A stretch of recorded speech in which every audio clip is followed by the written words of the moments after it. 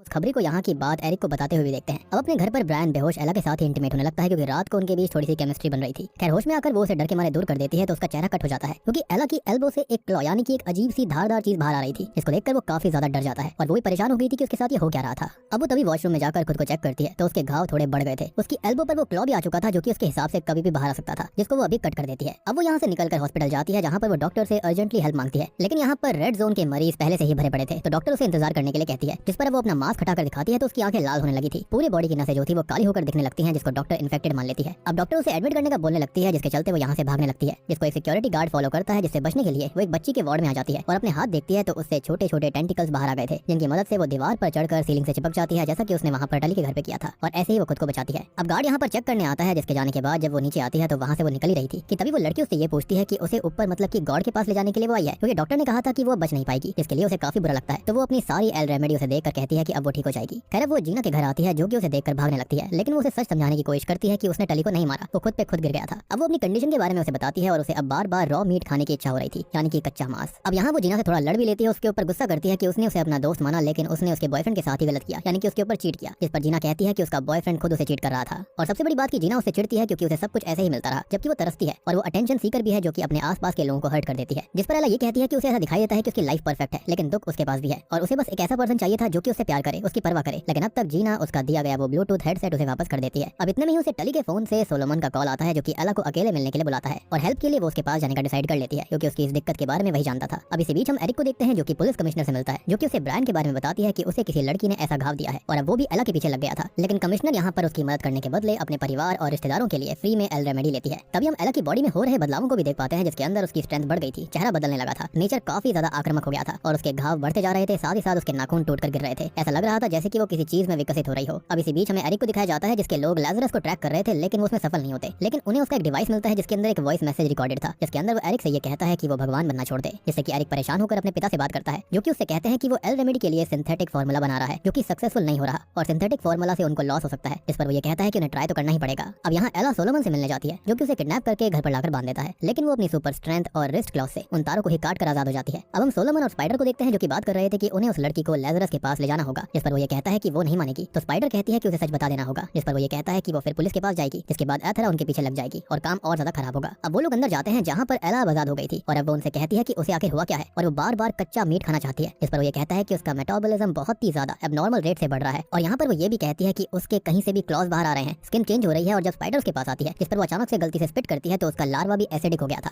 तभी वहाँ अचानक से पुलिस फोर्स आ जाती है जो कि एला को टली के खून और ब्रायन के असॉल्ट के लिए अरेस्ट कर लेती है, साथ ही साथ सोलोमन को